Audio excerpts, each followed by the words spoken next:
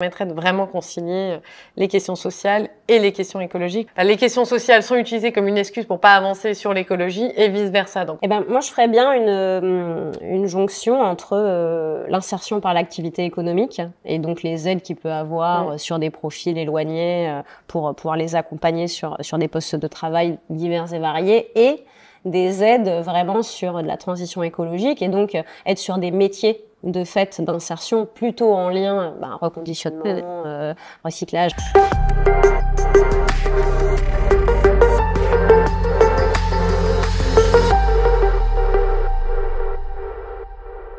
Bonjour à toutes et à tous, bienvenue sur ce nouvel épisode de The Great Question. Et aujourd'hui, on va parler d'un sujet qui me tient évidemment particulièrement à cœur, qui est la seconde main. Et on en parle alors qu'en ce moment, l'Europe vient de faire passer une mesure que la France avait portée initialement dans le cadre de la loi anti-gaspillage, qui est l'interdiction de destruction des invendus. Alors on peut dire que c'est peut-être ce qui va accélérer le développement de la seconde main, ce qui va permettre surtout de lutter contre le gaspillage, et puis à terme, et c'est vraiment l'objectif, contre la surproduction. Mais comme le gaspillage est quand même au cœur de notre système aujourd'hui, et que certes toutes les grandes entreprises luttent contre ça, nous chez Accor on a évidemment plusieurs programmes très volontaristes sur le sujet, malheureusement on voit que c'est pas tout à fait intuitif pour beaucoup d'organisations. Mais il y en a une qui a mis la seconde main et la lutte contre le gaspillage au cœur de ses activités depuis très longtemps. Et c'est Emmaüs évidemment, et c'est surtout une personne en particulier, Maud Sarda, qui porte ce message-là depuis très longtemps, mais plus que le porter, qui le met en œuvre au quotidien. Et donc on a la chance d'accueillir aujourd'hui Maud. Bonjour à toi Maud, bienvenue. Bonjour Brune, merci. Bienvenue. Alors évidemment, première question que j'ai envie de te poser, c'est comment est-ce que c'est construit le label Emmaüs? Comment est-ce que tu l'as pensé? Quelle a été vraiment ta vision sur le sujet? Parce qu'évidemment, c'est ce que je disais en introduction, de plus en plus les grandes entreprises s'emparent de ce sujet-là. Et nous, chez Accor, évidemment, on met la réduction et le réemploi, la réutilisation au cœur de ce qu'on veut faire, au moins dans la vision. La route est encore longue, évidemment. Mais il y en a qui le font dès le début, comme par exemple toi. Donc, explique-nous un petit peu comment tu as pu être aussi pionnière sur un sujet comme ça. Moi, j'ai commencé par arriver chez Emmaüs, déjà, pour commencer. Et tout est né d'Emmaüs, finalement. Donc, j'y suis arrivée il y a 15 ans. Donc, ça a bien précédé quand même la création de Label Emmaüs, puisque Label Emmaüs a 8 ans. C'est une coopérative qui est une structure juridique autonome. Bon, alors, je vais peut-être expliquer un petit peu comment est construit le mouvement Emmaüs, parce que c'est pas toujours simple de l'appréhender. C'est une galaxie. Ce sont 300 structures juridiques autonomes. Alors, principalement des associations, les communautés Emmaüs, on a les compagnons, les compagnes qui sont accueillis, qui sont hébergés, qui travaillent dans les structures. Bien sûr, des actions contre le mal-logement, le logement social. Et puis, il y a beaucoup de structures d'insertion aussi. Le relais, par exemple, souvent on ne pense pas que c'est Emmaüs, mais tous les conteneurs de vêtements qu'on va trouver sur la voie publique, c'est le relais qui a créé beaucoup de postes en insertion. Voilà, donc ça, ce sont 35 000 acteurs aujourd'hui sur le terrain, principalement des salariés, des compagnes et des compagnons, beaucoup de bénévoles aussi, mais c'est pas un mouvement caritatif en fait. Emmaüs, c'est vraiment un mouvement d'économie sociale et solidaire, de l'entrepreneuriat social avant l'heure finalement, avec beaucoup de personnes qui travaillent. En fait, le travail c'est au cœur du modèle. C'est vraiment comme ça qu'on retrouve une dignité, une place dans la société. C'est par le travail, et donc c'est une deuxième vie pour les objets, une seconde chance pour les personnes, ce fameux leitmotiv d'Emmaüs. Et voilà, et donc moi c'est déjà en débarquant dans cet univers que de fait c'était au cœur de mon initiative que la solidarité soit liée à la circularité. C'était pas possible de faire autrement en faisant naître Label Emmaüs de ce terreau-là. C'est justement en fait ça qui est... En fait, quelque part, les questions sociales et environnementales, dans ce que tu nous dis, elles sont consubstantielles au label Emmaüs et même à la démarche plus largement. Et évidemment, aujourd'hui, pour une entreprise quelle qu'elle soit, elle est de tendre vers ce modèle-là. C'est-à-dire, comme tu disais, vraiment un modèle économique, mais qui permet de concilier les deux. Et en fait, c'est là-dessus que j'aimerais t'interroger. Comment est-ce qu'on fait? Et surtout, parfois, on doit quelque part, on se retrouve parfois obligé de choisir entre l'un ou l'autre. Pour donner un exemple très concret, alors évidemment, Accor et Emmaüs, c'est absolument pas comparable et je ne ferai jamais le rapprochement. La route est clairement encore longue, mais tu vois, par exemple, dans le secteur du tourisme, nous, on travaille dans certains pays et il y a 70% du PIB du pays qui dépend du tourisme. C'est-à-dire qu'en fait, on emploie jusqu'à les 2 tiers de la population locale. Et là, or, on sait aussi que parfois le tourisme, quand c'est pas fait de façon respectueuse de l'environnement, clairement, c'est extrêmement prédateur et destructeur. Mais en même temps, on crée des emplois locaux non délocalisables qui offrent aussi une nouvelle vie ou des meilleures conditions de vie à la population locale. Et donc, c'est là où nous, on est parfois dans des contradictions. J'imagine que tu te retrouves aussi parfois face à des contradictions comme ça. Comment est-ce que tu penses qu'on peut les dépasser? Comment est-ce qu'on peut concilier ça? Et comment est-ce qu'on peut, la démarche que tu as prise dans le cadre du label Emmaüs, la transposer potentiellement à d'autres secteurs? C'est sûr que le label Emmaüs, ça évolue dans un secteur où clairement la solidarité, la circularité, c'est pas la priorité. Hein, le e-commerce, c'est vraiment... je pense qu'on a un petit peu Tu parles de Vinted, enfin pour ne pas les citer. Oui, et puis alors c'est pas les pires. Allons-y. On peut parler de. Alors il y avait Amazon, bien sûr. Quand on a créé Label Emmaüs il y a 8 ans, c'était un petit peu l'alternative solidaire à Amazon, mais malheureusement ils ne sont plus tout seuls. Désormais, on a aussi des géants chinois, Shein, Temu, et donc Amazon est presque un enfant de cœur, on peut dire, hein, franchement, par rapport à ces pratiques-là.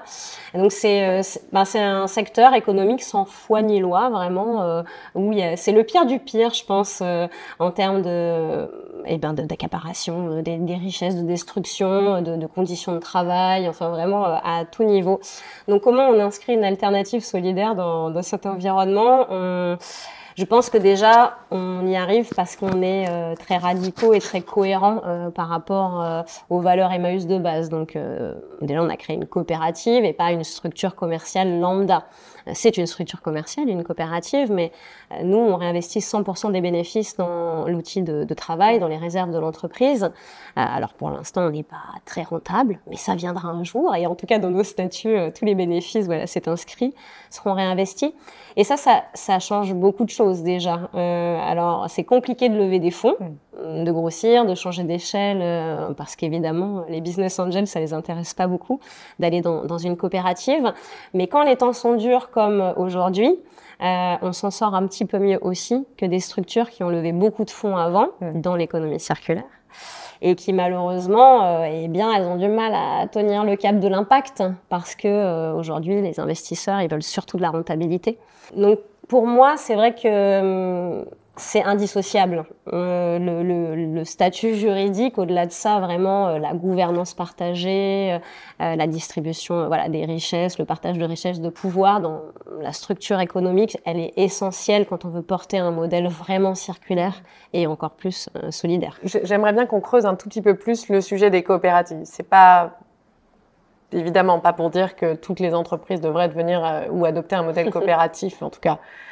Peut-être un jour, mais dans l'immédiat. Mais qu'est-ce qui, selon toi, qu'est-ce qu'une grande entreprise peut avoir à apprendre, voire à copier d'une coopérative?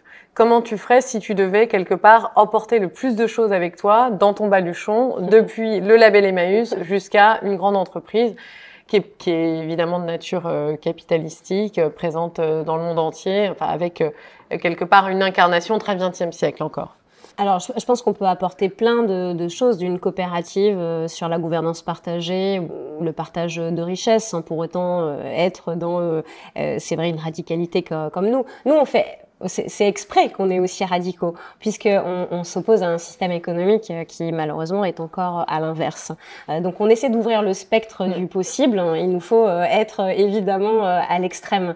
On a même des échelles de salaire très contraintes. C'est de 1 à 5 fois le SMIC dans nos statuts. C'est plutôt même de 1 à 3 dans la réalité. Ça aussi, c'est détonnant dans l'univers où on est. On a 60% de femmes dans l'équipe. Dans la tech, aujourd'hui, c'est à peine 20%. En fait, on essaie de prouver sur chaque pan que c'est possible déjà. Si on existe, c'est que c'est possible. ce sera pas forcément possible que ça soit la norme, mais en tout cas, c'est possible. Donc, sur la place des salariés hein, dans la décision, la transparence, ne serait-ce que la transparence. Moi, je réunis mon équipe, je réunis 60 personnes tous les trimestres, que ce soit des personnes en insertion qui travaillent comme opérateurs logistiques dans l'entrepôt, que ce soit des développeurs informatiques de la marketplace ou mon comité de direction. Je leur donne le même niveau d'information. C'est pas facile parce qu'il faut travailler une information inclusive, il faut vraiment que ça parle à tout le monde, donc c'est pas évident, mais c'est pour moi un prérequis, la transparence. Et ça met aussi chacun en face de ses responsabilités et ça rend aussi une équipe très motrice, hein, très engagée quand on est en galère, tout le monde est là.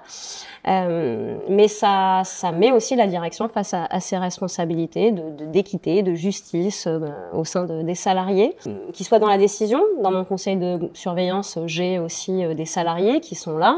Je pense que quand même, on devrait avoir des conseils d'administration dans toute entreprise avec une place importante pour les salariés. Voilà, déjà ça, je pense que ce serait énorme. Puis après, quelque chose moi qui me tient vraiment à cœur, c'est la diversité. Donc je pense que si une entreprise fait un vrai effort de diversité dans son recrutement, pourquoi pas créer de l'insertion aussi dans ses équipes. En fait, l'insertion, elle n'est pas forcément cantonnée au monde associatif. Enfin, il faut pas forcément être Emmaüs pour faire de l'insertion. C'est des agréments dont n'importe quelle entreprise en France peut se saisir, accueillir des personnes, voilà, bénéficiaires du RSA, un peu éloignées de l'emploi, et avoir des aides aussi pour accueillir ces gens et les accompagner vers l'emploi. C'est des salariés comme les autres en fait. Donc on a bien des personnes en situation de handicap dans une entreprise, on pourrait très bien avoir des personnes en situation d'insertion dans des entreprises classiques. Ça, je pense que si on intègre de la diversité, on change sa façon forcément de voir les choses et de pratiquer l'économie. C'est vrai que je pense que c'est là où nos deux métiers entre guillemets se rapprochent un peu, toute proportion gardée bien sûr, et parce que on emploie beaucoup de personnes qui sont potentiellement éloignées de l'emploi. Enfin, en tout cas, nous, un de nos objectifs, c'est vraiment de leur donner des compétences, de les armer pour l'avenir, et puis ensuite qu'elles aient de quoi vivre une vie libre, au sens où le décrivait Amartya Sen, c'est-à-dire la capacité de décider le type de vie qu'on veut mener, parce que justement on a été équipé pour ça, et on partage aussi cette vision-là de l'insertion, mais on voit que c'est parfois pas toujours, hein, mais difficilement compatible aussi avec le respect des limites planétaires, en tout cas dans un secteur comme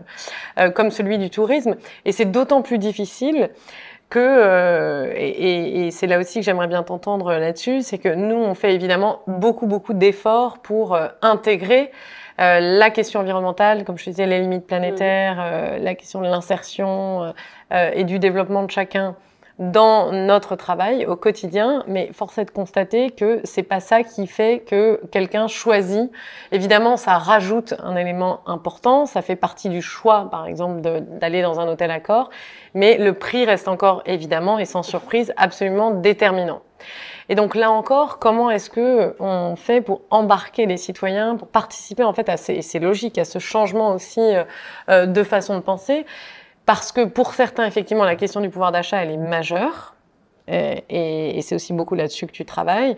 Mais pour d'autres, et en tout cas c'est le cas de notre industrie qui sont plutôt dans les loisirs, certains pourraient décider d'aller de façon beaucoup plus engagée vers des offres plus durables.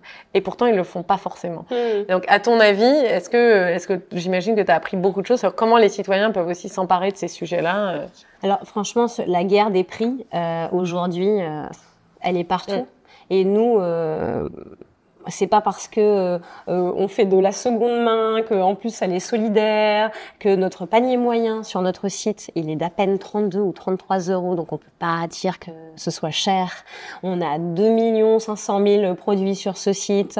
Il y a tous les univers possibles, inimaginables. C'est dur. C'est vraiment dur depuis une petite année d'être visible déjà, parce que c'est ton marketing aussi. Oui, en fait, on assiste à un matraquage publicitaire. Donc, je l'ai cité, les géants chinois, c'est du délire en fait. Hein, les chiffres. Temu il a dépensé 2 milliards de dollars en 2023 uniquement en publicité sur Meta, sur les réseaux sociaux de Meta.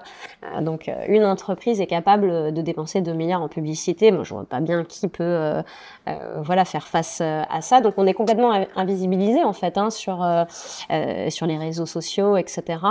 Donc comment on fait pour émerger face à cette situation et toucher les citoyens? Eh bien, on demande de la coopération autour de nous, du soutien aussi des entreprises, de tout type d'institutions, de collectivités, parce que finalement, la philanthropie, elle peut aussi prendre cette forme-là, du don de visibilité. Tu vois, une boîte, elle a forcément une newsletter, toute une communauté de clients, de collaborateurs, de partenaires, etc. Donc, mettre un petit encart sur Label Emmaüs. Est-ce que vous connaissez l'alternative solidaire à Amazon, pour faire simple? C'est une bonne suggestion. Tu vois, je pense qu'on peut faire plus sur le sujet. Et ça, moi, je le propose à tout le monde que je peux croiser, que ce soit une collectivité, une entreprise, de pair à pair comme ça. Je pense qu'on peut quand même avancer en termes de visibilité. Et après, il faut une réglementation, il faut quelque chose. Là, ça rejoint la loi anti-fast fashion. J'espère qu'on va arriver à la remettre à l'ordre du jour du Sénat et que ça avance. Mais on peut pas laisser aussi le consommateur seul responsable. Non. Enfin, quand on est face à des mastodontes pareils, c'est impossible.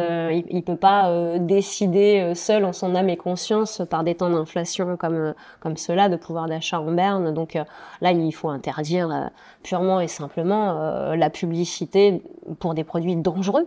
En fait, ce sont des produits dangereux pour la santé, la planète et les hommes. Et ça pose la question aussi de la régulation, évidemment, des géants du numérique. Nous, clairement, dans le secteur du tourisme aussi, on est assez violemment percutés par certaines de leurs décisions.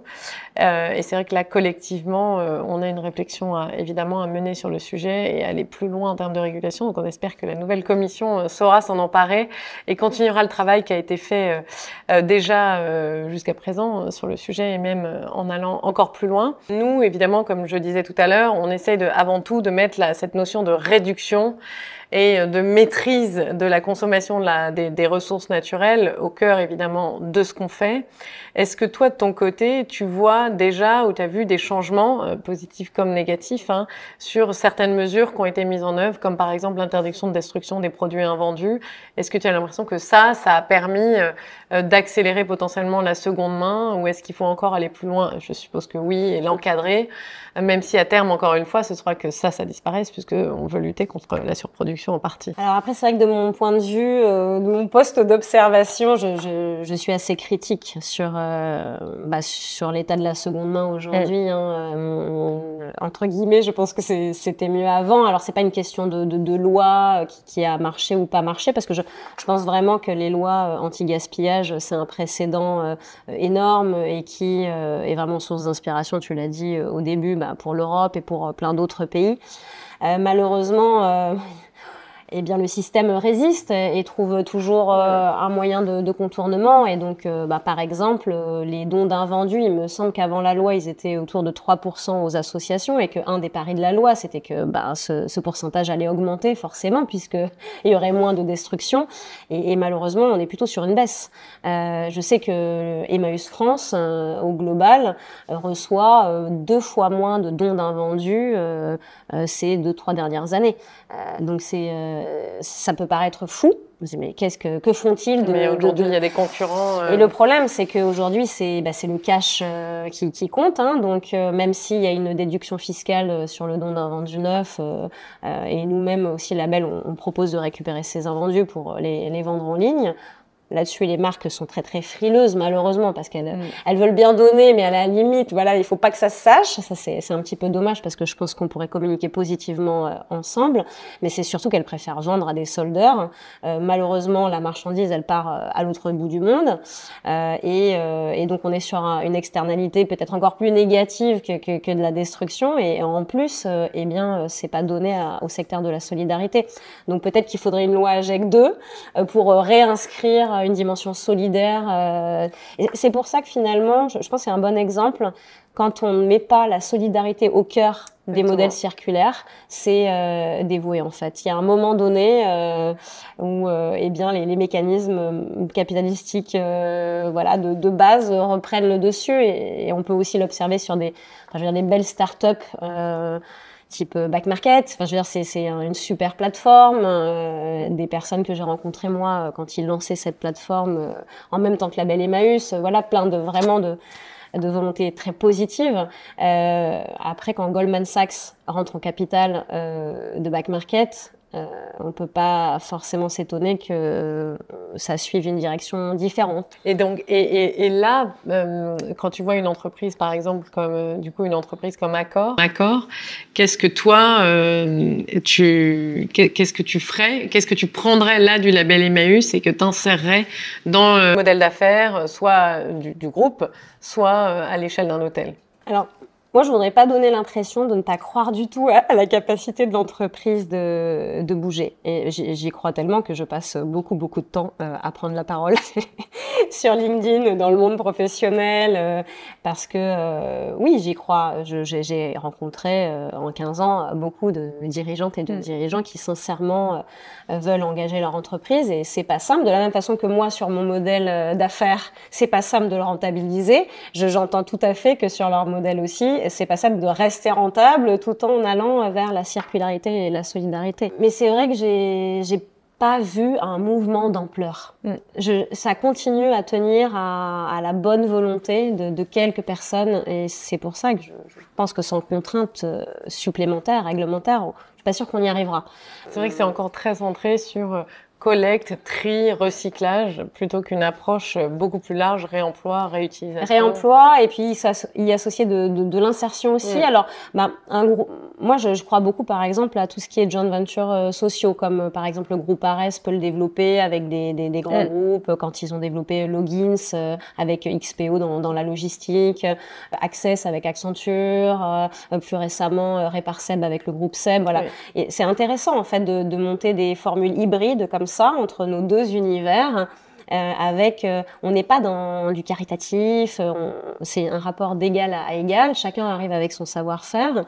Ares arrive avec son savoir-faire de savoir recruter et accompagner des gens en insertion. Seb arrive avec son matériel à reconditionner, son savoir-faire, ses pièces détachées, et voilà, et ensemble ils essaient d'inventer eh bien un autre marché, et c'est pas simple. Donc moi je crois beaucoup à ça, et peut-être voilà, c'est le conseil que je donnerais à un groupe comme Accor, c'est peut-être de réfléchir à des hybridations de ce type-là, vraiment de créer des modèles économiques avec des acteurs de l'insertion.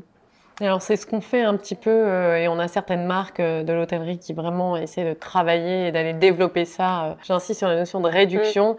Nous on pense que c'est déjà une des premières clés d'entrée, surtout dans un monde où finalement les gens sont en voyage, souvent les gens ils ont envie de profiter entre guillemets, donc c'est le moment où ils se disent je me lâche un peu et puis je consomme, et ensuite quand je rentrerai chez moi, on verra, je reprendrai peut-être des habitudes un peu plus frugales et sobres. Mais peut-être qu'il y a aussi cette histoire d'image de marque qui est vraiment pas simple, je pense, pour Accor, c'est très flagrant parce que il faut quand même garder un certain standing, il y a cette image, et ça rejoint un petit peu des marques de vêtements qui ne vont pas naturellement donner à Label Emmaüs parce qu'il faudrait pas que ça se retrouve sur internet. Ça s'entend, mais par exemple, alors c'est peut-être un peu décalé comme exemple, mais pour moi il est assez parlant. 80% de nos vendeurs sur la marketplace, ils emballent les colis avec les cartons qui traînent parce que nos vendeurs, c'est vrai que j'ai pas expliqué, mais on a 200 structures associatives, coopératives qui alimentent chaque jour la marketplace en produits de seconde main issus des dons. Pas que des Emmaüs d'ailleurs, il y a des ressourceries, des associations de la Croix-Rouge, de Armée du Salut, etc., de tout le réseau du réemploi solidaire. Et donc voilà, le carton qui traîne, je sais pas moi, la boîte à chaussures, elle va servir pour mettre un objet, ou donc c'est un parti pris en termes de packaging qui peut poser un peu question. Ça, sur le SAV, ça peut donner des histoires assez rigolotes. Mais une fois que c'est intégré par le client, en fait, il en est fier aussi. C'est vraiment une marque de fabrique de Label Emmaüs. J'ai reçu ce colis. C'est trop drôle comment vous avez emballé. À l'intérieur, il y a un petit mot manuscrit, un petit cadeau supplémentaire. Donc il faut avoir un peu de courage, c'est sûr, mais on peut être gagnant aussi à un moment donné parce qu'on va retrouver une cohérence, une vérité en fait, aussi dans son action par rapport à son discours. Et le consommateur, je pense qu'il attend ça aussi. Je pense que la question de la cohérence, elle est majeure. Et c'est aujourd'hui toute la difficulté, c'est comment est-ce que peu à peu on arrive à rassembler, à faire en sorte que les deux bouts se rapprochent pour créer vraiment de la cohérence. Parce que c'est l'incohérence qui tue et qui d'ailleurs prête le flanc à toutes sortes de critiques parce qu'on a beau jeu de démontrer. Mais en même temps, cette quête d'exemplarité et quelque part de perfection et de cohérence, elle prend un peu de temps aussi. Il faut prendre le temps de l'expliquer et de l'emmener vers ça. Et du coup, ça rejoint peut-être une autre question que je voulais te poser, c'est est-ce que tu penses que l'économie sociale et solidaire, il doit rester un pan même de l'activité qui reste et qui fait partie de l'économie sociale et solidaire, ou au contraire, est-ce que tu penses que c'est le type de nuance qui aujourd'hui est presque obsolète et qui permet en fait à d'autres de se donner bonne conscience en disant nous on est économie sociale et solidaire, et d'autres de dire nous on n'est pas une entreprise de l'ESS comme on dit. Qu'est-ce que tu penses de ça et de cette dichotomie qui est parfois un peu forcée entre les deux? C'est vrai. Je suis partagée. Oui. Je trouve qu'il y a des secteurs d'activité, et on a eu des exemples récemment sur la santé, avec les EHPAD, plus récemment les crèches. Voilà, on peut vraiment se poser la question, est-ce qu'il ne faudrait pas quand même réserver, c'est pas forcément ESS, mais bon, à un secteur non lucratif ou à la lucrativité très limitée ou très contrôlée, certains secteurs. Comme la santé, la petite enfance, tout ce qu'on peut avoir pour nos aînés aussi. Je trouve que on atteint les limites tout de même sur ces secteurs-là des systèmes capitalistiques classiques. Ou alors il faudrait peut-être des organes de contrôle beaucoup plus forts. Après, je ne pense pas que on doit réserver quelque chose à l'ESS et moi j'aime pas trop non plus cette dichotomie-là et je trouve que chacun se dédouane un peu et c'est un peu facile parce que dans l'ESS il y a aussi du ménage à faire. Par exemple, je pense que tout le monde n'est pas exemplaire sur les échelles de salaire. Dans les très gros groupes de l'ESS, on n'est pas sur une échelle de 1 à 3 comme à Label Emmaüs. Moi, ça me dérange personnellement. D'après de donner des leçons à l'entreprise conventionnelle où on va trouver des petites PME, des boîtes où les patrons se payent pas et voilà. Et de la même façon aussi, j'aime pas trop qu'il y ait des secteurs d'activité. Nous, on est un peu dans les seuls, en fait, dans l'ESS à faire du digital, de la tech. C'est pas normal.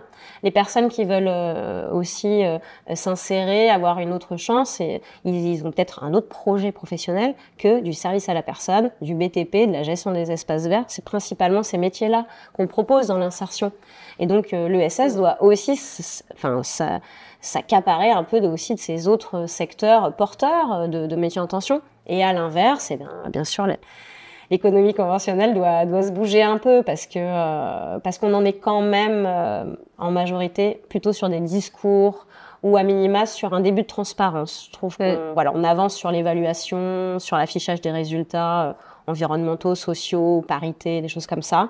Mais sur les actions fortes, j'en ai pas vu beaucoup ces dernières années. Mais d'où l'importance un peu des partenariats, effectivement, comme tu disais, où on peut se nourrir l'un l'autre. Nous, c'est ce qu'on essaie de faire à l'échelle des hôtels.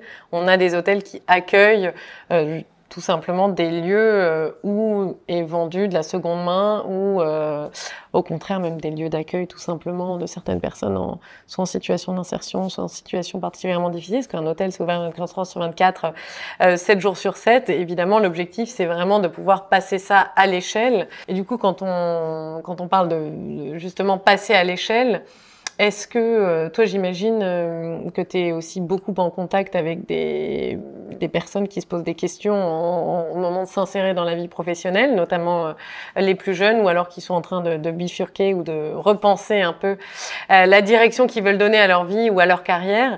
Est-ce que, et notamment de la part de la jeunesse, est-ce que tu apprends, tu vois des choses qui t'intéressent, voire des leçons qu'on pourrait tirer de cette partie-là? Parce qu'on a souvent l'habitude de dire tiens, c'est sur la jeunesse que repose finalement notre avenir beaucoup, ça fait beaucoup de poids sur leurs épaules. est-ce qu'on peut pas déjà prendre d'eux soit des enseignements, soit des idées? Est-ce que toi, tu as récemment fait l'expérience ou rencontré comme ça des choses vraiment novatrices qui t'intéressent? Moi, les leçons les plus importantes que j'ai reçues ces dernières années, c'est de la part de jeunes, hein. Ça, c'est très clair. Autant mes premières années chez Emmaüs, venant d'Accenture, voilà, j'ai beaucoup appris des anciens et toutes les valeurs développées par ce mouvement. J'ai été très impressionnée par les parcours, voilà, des uns et des autres. Autant sur les 4-5 dernières années, c'est d'abord mes salariés, évidemment, qui sont très jeunes et que je trouve engagés à un point. Enfin, ceux qui sont engagés, en tout cas, le sont vraiment à un niveau très important par rapport à ce que je pouvais être moi. J'ai 43 ans. Il y a 20 ans, c'était pas du tout à ce point-là. Ils sont quand même prêts à avoir d'enfants pour préserver la planète. Enfin, c'est quand même assez dingue comme niveau de sacrifice personnel quand même. Et parce qu'on parle beaucoup d'avions, des véganes, etc. Mais se dire qu'on en vient à même plus vouloir avoir d'enfants, des personnes, des porte-paroles aussi jeunes que Camille Etienne, évidemment Greta Thunberg, c'est des leçons. Je sais même pas comment ils peuvent faire en fait à cet âge-là pour avoir une telle maturité. Donc voilà, moi je suis assez fascinée par ça. Et j'aimerais bien qu'il y ait la même chose dans le social et dans l'insertion. Je sais pas pourquoi, mais ça, ces dernières années, en tout cas, ça a pas mobilisé le combat social, la justice sociale. Ça a pas mobilisé beaucoup la jeunesse. Mais t'as réfléchi à cette question-là? Pourquoi? Moi, c'est une question que je me suis aussi beaucoup posée. A fortiori, parce qu'en fait, quand on regarde cette mobilisation de la jeunesse sur les questions environnementales, elle est relativement récente. Hein. Je veux dire, jusqu'à Greta Thunberg, juste avant le Covid, globalement, je vais pas dire que c'était un non-sujet, mais c'était quand même très peu abordé. Et aujourd'hui, je trouve que sur les questions sociales, on en est à peu près au même niveau que ce qu'on était sur les questions environnementales il y a moins de 10 ans. Hein. Et ça, tu disais que tu n'as pas forcément les réponses, mais j'imagine que tu y as quand même aussi réfléchi pas mal. Est-ce que tu as des pistes? Je pense quand même que les organisations classiques du social ont une part de responsabilité. En tout cas, il faut qu'elles se remettent un petit peu en question parce que dans l'écologie des Greenpeace, quand même, ça faisait un moment qu'ils avaient inscrit d'autres moyens de militer, de frapper les consciences, de communiquer. Et c'est vrai que dans le social, c'est encore un peu trop poussiéreux, ça donne pas assez envie. Ils ont beaucoup rejeté le numérique, par exemple. C'est aussi pour ça que j'apparais comme un porte-parole un peu de ce monde-là sur les réseaux sociaux. On est trop peu nombreux. Il n'y a pas cette force de frappe. Non, parce qu'il y a une peur, un rejet beaucoup du digital par rapport au lien social, à ce que ça peut mettre en danger. Et ils ont pas tort, évidemment. Mais il faut pas non plus laisser le terrain aux autres. Hein. Savoir faire du judo, quoi. Prendre les outils. Exactement, ce sont juste des armes. Il faut les utiliser. Et d'ailleurs, on voit bien ce que ça donne aujourd'hui quand on laisse un réseau social comme X et qu'on vient pas vraiment défendre d'autres visions de société, c'est extrêmement dangereux. Donc voilà, moi c'est en tout cas ce que j'essaie de pousser dans le milieu associatif, d'y aller, de pas avoir peur des réseaux sociaux et que c'est comme ça, il y en a besoin pour toucher les jeunes. Et peut-être dernière question, selon toi, est-ce qu'il y a peut-être une mesure phare qui permettrait de vraiment concilier les questions sociales et les questions écologiques? Les questions sociales sont utilisées comme une excuse pour pas avancer sur l'écologie et vice-versa. Donc on est dans une sorte de statu quo qui est extrêmement évidemment délétère et pour la société et pour l'environnement. Est-ce que toi, à force de travailler dans ce secteur-là, disons en tout cas d'avoir réussi à concilier les deux, tu penses à une mesure qui pourrait permettre de débloquer et de dépasser certains obstacles plus largement au-delà du secteur de l'économie sociale et solidaire à proprement parler? Moi, je ferais bien une jonction entre l'insertion par l'activité économique et donc les aides qu'il peut avoir sur des profils éloignés pour pouvoir les accompagner sur des postes de travail divers et variés et des aides vraiment sur de la transition écologique et donc être sur des métiers de fait d'insertion plutôt en lien, reconditionnement, recyclage. Enfin, il y a 1 milliard de métiers dans 1 milliard de secteurs d'activité possibles. Et donc voilà, flécher des fonds publics de ces deux aspects-là pour soutenir les entreprises sur un programme vraiment d'insertion écologique, quelque chose comme ça, où on viendrait soutenir de l'insertion et de l'écologie dans les entreprises pour une transition juste. Je pense pour accélérer et enclencher le mouvement et le faire avec des postes en insertion, avec vraiment des personnes qui se formeraient à des métiers d'avenir dans la transition écologique. C'est ce qu'on s'efforce de faire dans le groupe, en tout cas sur le sujet spécifiquement évidemment de l'hôtellerie, du service et de l'hospitalité. Je sais que tu es très engagée aussi sur le sujet des licornes. Alors il y a licorne avec un O et licorne avec 2 O. C'est pas pareil. Et c'est pas pareil du tout. Ça rejoint peut-être le sujet que tu avais évoqué avec certains acteurs qui commencent dans le secteur de l'impact et puis qui finissent dans le secteur de l'impact surtout financier. Est-ce que tu peux nous en dire un peu plus sur ton engagement au cœur des licornes? D'abord, qu'est-ce que c'est et quelle est là encore la vision derrière ce mouvement-là? Alors les licornes, c'est avec 2 O, donc c'est une alliance de 12 coopératives. Certaines sont quand même assez emblématiques, Enercoop, Biocoop, la Nef qui vient d'avoir son agrément pour être banque autonome. Donc bientôt, la Nef sera une banque de détail pour les professionnels et les particuliers. On va retrouver aussi Télécoop, Common, La Belle Emmaüs. Donc en fait, ce sont des coopératives qui, ce sont pas toutes des SIC, des sociétés coopératives d'intérêt collectif comme La Belle Emmaüs, mais la majorité le sont. Et en tout cas, elles sont toutes sur ce principe de multisociétariat. C'est-à-dire qu'on connaît beaucoup les SCOP. Mais les SCOP, ce ne sont que les salariés qui peuvent être sociétaires. Tandis qu'une SIC, ce sont toutes les parties prenantes d'un projet. Ce qui fait qu'on peut avoir des collectivités, mais on peut aussi avoir des fournisseurs, des clients.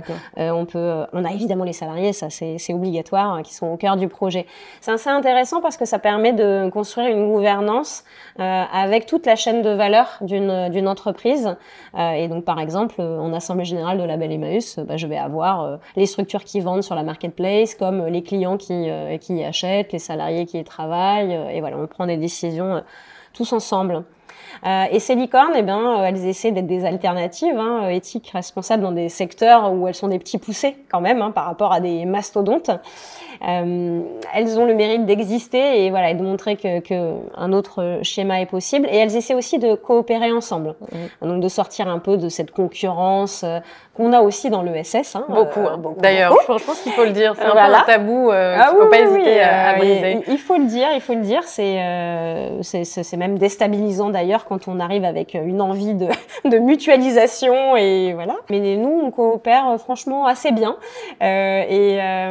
Par exemple, on développe des opérations commerciales ensemble. On parle des uns et des autres dans nos outils de communication. Et on a quand même 140 000 sociétaires à nous toutes coopératives. Donc ça fait une jolie petite communauté sur laquelle on peut un peu fonder nos modèles économiques respectifs. Et après, on fait beaucoup de plaidoyer pour le financement. J'allais poser justement la question du financement, parce que c'est quand même ce qui caractérise les licornes avec un seul O. Oui. Et donc les licornes avec 2 O. Comment justement est-ce que vous avez réussi à identifier des nouveaux pistes, des nouveaux modèles de financement? Parce qu'on voit très bien que c'est la question aussi qui est au cœur de la transition écologique, au cœur de la transition sociétale, et c'est là-dessus en fait que le bas blesse vraiment aujourd'hui, c'est que finalement on n'a peut-être pas suffisamment, je dis on, la société en général, pas suffisamment innové sur le plan des modes et des types de financement. Finalement, on reste toujours un petit peu à l'État garantit, l'État dérisque les projets, mais bon, est-ce que là-dessus, vous travaillez là-dessus? Vous avez réussi déjà à mettre sur la table certaines choses? Qu'est-ce qu'il faudrait débloquer encore pour aller au-delà? Alors aujourd'hui, on est incapable de changer d'échelle vu l'état du financement coopératif dans notre pays. Ça c'est sûr. On ne pourra pas changer d'échelle tant que ça ne bouge pas. Alors, comment on va faire bouger tout ça? Alors, nous, on a mis beaucoup d'énergie sur la mobilisation citoyenne, les coopératives, les licornes en particulier ces dernières années. 140 000 sociétaires, ce sont 140 000 petits épargnants, ambassadeurs, qui, plutôt que mettre leur argent sur un livret développement durable, ou en même temps ils vont le mettre directement au capital d'une coopérative, mais qui sait aujourd'hui en France que quand on met de l'argent dans le capital d'une coopérative, coopérative, on va avoir une déduction fiscale de 25% sur l'impôt sur le revenu, que le taux de pérennité à 5 ans d'une coopérative est supérieur à celui d'une entreprise classique, donc c'est moins risqué de placer son argent dans une coopérative. Voilà, tout ça, c'est des idées qu'il faut absolument réussir à infuser auprès du grand public. Et est-ce que là, vous travaillez en partenariat avec des banques potentiellement pour qu'elles diffusent ce message-là? Alors les banques. Alors notre premier cheval de bataille, c'est les banques publiques déjà. Donc Caisse des dépôts, Banque publique, BPI France, voilà. Donc elles ont déjà, ces banques-là, malheureusement, beaucoup de mal à investir dans les coopératives. Elles peur du risque? Oui, peur du risque. Le modèle, alors la peur du risque, c'est surtout côté BPI France, même si on leur explique que les startups dans lesquelles ils investissent de la tech sont plus risquées que nous. Et puis, entre parenthèses, créer aussi beaucoup moins d'emplois et pas sur les territoires français, etc. Et pas avec le même impact, mais bon, passons. Caisse des dépôts, voilà, ça va être... ils sont dans Label Emmaüs, pour le coup, la caisse des dépôts, mais ils sont pas au capital. C'est des formes d'endettement. Ouais. Et donc, ils viennent pas au capital parce que ils ont pas le pouvoir qui est relatif à l'argent qu'ils investissent. Une coopérative, c'est une personne égale une voix, quel que soit l'argent qu'on met au capital. Et ça, les investisseurs, ils ont beaucoup de mal. Donc voilà, il faut faire bouger, il faut faire connaître au grand public, il faut faire bouger les banques publiques pour qu'elles montrent la voie aux banques privées. Et voilà, déjà quand on aura fait tout ça, peut-être qu'il y a aussi l'épargne solidaire qui est encore toute petite. L'épargne salariale en France, c'est 9 milliards, quelque chose comme ça. L'épargne salariale solidaire, c'est 26 millions. Donc bon, voilà, il y a un petit peu de marge. Là-dessus, il y a encore beaucoup d'évangélisation à faire oui, là-dessus, comment est-ce qu'on accélère? En faisant du plaidoyer, c'est ce que tu disais, essentiellement, oui, en créant un mouvement citoyen. Moi, il n'y a pas un post que je fais sur LinkedIn sur le financement des coopératives où je tague pas BPI France, Caisse des dépôts. Voilà, je sais qu'ils m'entendent.